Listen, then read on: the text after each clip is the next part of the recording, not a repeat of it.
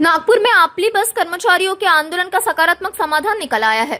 महापौर और परिवहन समिति की मौजूदगी में हुई अहम बैठक में नगर निगम ने कर्मचारियों की अधिकांश प्रमुख मांगों को सिद्धांत मंजूरी दे दी है।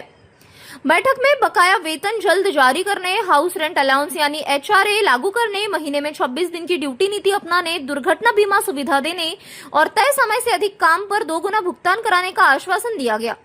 नगर निगम के इस फैसले के बाद आपली बस के चालक और परिचालकों ने अपनी हड़ताल समाप्त करने की घोषणा कर दी। इसके साथ ही शहर में ठप्प पड़ी बस सेवा दोबारा शुरू होने का रास्ता साफ हो गया, जिससे रोजाना सफर करने वाले हजारों यात्रियों को बड़ी राहत मिलेगी।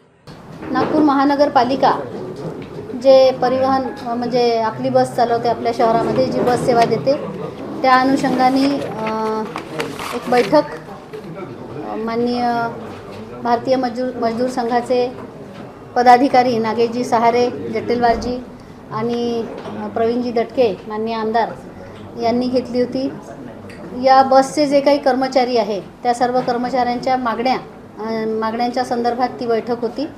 खरं म्हणजे 2-4दा बैठकी झाल्या आणि त्या संदर्भाने परवा 1-2 दिवसांच्या पूर्वी माननीय परिवहन सभापती आपल्या मंगलाताई खेकरे, सर्व परिवहनचे अधिकारी लुंगेजी, पिकुर्डेजी हे सर्व कमिशनर साहेबांसोबत बसून यांनी सर्वांनी चर्चा केली आणि त्यानंतर ज्या मागण्या होत्या त्यातल्या काही मागण्या पूर्ण करायच्या असा निर्णय घेतलेला आहे। त्यातील सहाय्यक कर्मचारी जे आहे आपली बसचे, त्यांची थकबाकी आहे ती थकबाकी पूर्ण करावी असा निर्णय घेतला आहे।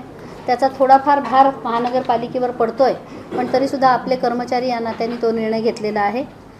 जे वाहक आहे त्यांनाही HRAचा निर्णय घेतलेला आहे। खरं म्हणजे पूर्वी पण ते मिळत होतं, परंतु आता जरा वाढीव त्यांचे वेजेस वाढल्यामुळे वाढीव HRA त्यांना देण्याचा असा निर्णय घेतलेला आहे। ती मागणी होती त्या अर्थाने 26 दिवसांची ड्यूटी या सर्व लोकांना देण्यात यावी असाही निर्णय झालेला आहे।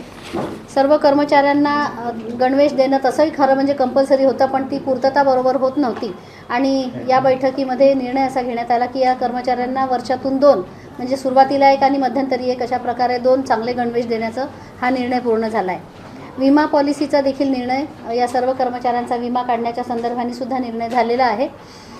सणांच्या सुट्ट्या या लोकांना आधी मिळत नव्हत्या, एक इमर्जन्सी सर्व्हिस या नात्याने, पण आता सणांच्या सुट्ट्या यांना मिळतील आणि निश्चितपणे मग सुट्ट्या मिळतील म्हणजे मग सेवा बंद राहील का, तर तसं होणार नाही। जे लोक सणाच्या वेळी सेवा देतील त्यांना दुप्पट पेमेंट त्या सुट्ट्यांचं देण्याचा असाही निर्णय घेण्यात आलेला आहे।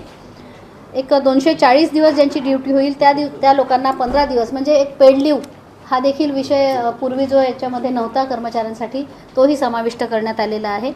वाठोड्याच्या डेपोमध्ये स्वच्छतागृह तयार करणं ही एक मागणी सर्व कर्मचाऱ्यांची होती, ती अतिशय योग्य होती, ती मागणी पूर्ण करण्याचं ठरवलं आहे। त्याशिवाय इतरही ज्या सर्व ठिकाणी जिथे डेपो असतील त्या सर्व ठिकाणी स्वच्छतागृह आणि कर्मचाऱ्यांच्या सुविधेसाठीच्या ज्या गोष्टी आहेत त्या पूर्ण करायचं ठरवलं आहे।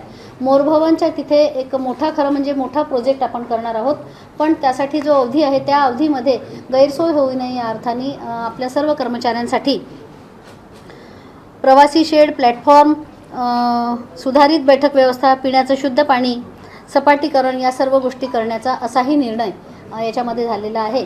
माननीय कमिशनर साहेब, माननीय परिवहन सभापती आणि त्यांची सर्व समिती यांनी सर्वांनी मिळून महानगरपालिकेचा हा निर्णय होतो आहे। हे सगळे झालेले निर्णय आता समितीमध्ये जातील आणि ते इम्प्लिमेंट होतील यासाठीची